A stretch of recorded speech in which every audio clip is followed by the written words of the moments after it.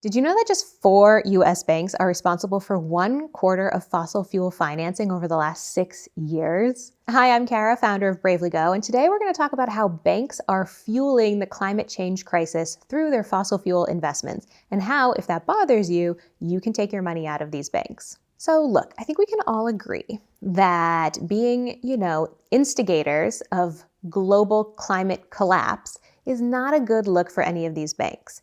But it's also not a good look for any of us who might be using these banks. Now, you may be thinking, look, I don't spend my weekends fracking for oil in the Gulf of Mexico, all right? I'm not up there trying to drill in the Arctic Reserve. Like, how did I get drawn into this fossil fuel mess? Well, it's a little thing called fractional reserve banking. Fractional reserve banking allows banks to lend out up to 90% of the money that you put into that bank to anyone they damn well please. And they're doing this so they can make some money off of it. Banks are, to quote the iconic group TLC, creeping and trying to keep it on the down low. Banks go around sneaking behind our back to lend out money to these fossil fuel companies, all while knowing that these companies are destroying life on Earth. Like, the banks know that. And to our faces, these banks are pushing out sustainable campaign after sustainable campaign to try and appeal to us as consumers. This is known as financial greenwashing. And literally every major bank is doing it. We have an article on our website all about financial greenwashing that covers that topic in more detail, so head over to bravelygo.co to read that. I'll link it in the description. Why are banks doing us so dirty? Well, turns out banks don't make that much money off of the money that we, as consumers, put into the bank. They make their money by lending out your money and some of their money. Things like mortgages, car loans, personal loans, that's the bank lending out money to a variety of people and places, and then they make money on the interest that they get from those loans. But banks also invest billions of dollars into other companies. Businesses like Chevron or Exxon or Occidental Petroleum Corp. All 3 of which Chase Bank has given a ton of money to in the last few years. In fact, between 2016 and 2020, Chase Bank, Citibank, Wells Fargo, and Bank of America funneled more than $412 billion to expanding fossil fuel extraction and use. Banks are talking out of both sides of their mouth to us, and honestly, I'm over it. The IEA is the gold standard of climate science, and in 2021, they released a report called Net Zero by 2050. And this is basically a roadmap to avoiding total climate catastrophe. The report said, and I'm paraphrasing here, "Hey world, listen up.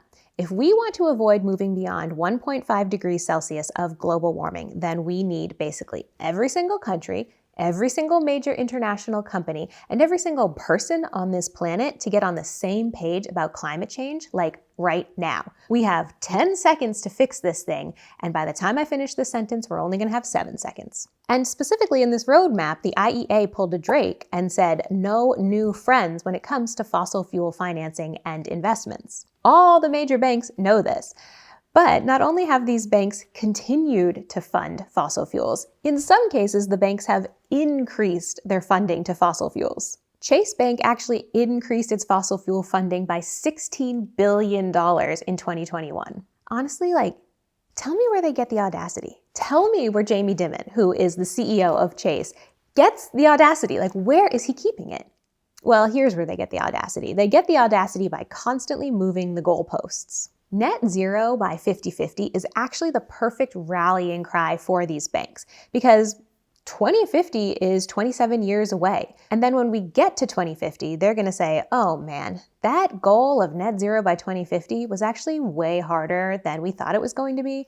But don't worry, now we have a new CEO who won't make all the mistakes that our old CEO made, and we're really committed to making change. And while they make this announcement, Antarctica will literally burst into flames. So as we know by now, when we put our money into banks, banks can then turn around and lend out that money to companies that we might not agree with on a personal level. Wells Fargo, Bank of America, Citibank, and Chase Bank are the worst offenders. So if watching this video is making you feel like a little gross about having your money at any of these banks, a really easy thing that you can do that will have an impact is to stop using them as your bank. Take your money out of there. But if you're also a little bit confused on how you can do that, Don't worry, let me tell you how to make it happen. All you have to do is open a new bank account at a new bank. We have this article here on our website, bravelygo.co, that goes over some ethical banking options. You can also simply Google credit union and then name of your city. So credit union Chicago, credit union Austin, Texas, and a bunch of credit unions will pop up. I like credit unions. They're a really nice local option. A lot of them do a lot of really good work in their hyper-local communities, so check that out. I personally pulled out of Bank of America in 2011, and I pulled T-Bone out of Wells Fargo in 2015, and we've both been using local credit unions ever since then. I've never had any problem with my credit union at all. In fact, I keep my business account there as well, so I can do all the same things that I could do at Bank of America, except I know that my credit union isn't using my money to blow the tops off mountains, which is a real thing that Bank of America does. The second thing you can do is complain loudly. You know what all companies want to avoid at pretty much all costs? Negative publicity. And for brands that specifically bill themselves as sustainable or as climate friendly, they really don't want to get caught as a climate hypocrite where we point out, hey, look at all this gross stuff you're actually doing. So use your voice online to absolutely hammer these companies. Feel free to tweet at Chase Bank, why are you such a liar? Take my money out of fossil fuels or I'll take my money out of Chase. Share the data that proves that these banks are ruining everything for everyone, which I've linked below in the description, and tag the crap out of these companies. The third thing you can do is invest in funds that are making change from the inside. This is what I like to call the AOC route.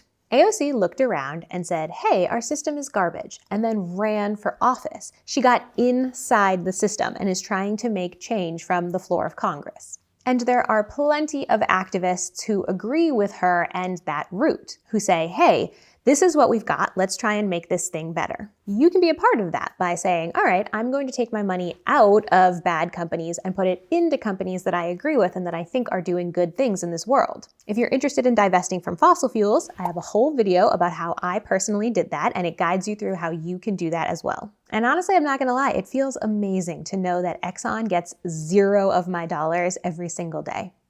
Suck it, Exxon. Okay, y'all, that's the game plan for now. So go out there and give these banks hell. If you liked this video and you want to support us, please consider becoming a patron. Our patrons help us choose which kind of content to cover. They get special discounts to our online events, and they're also just super cute and have a special place in my heart.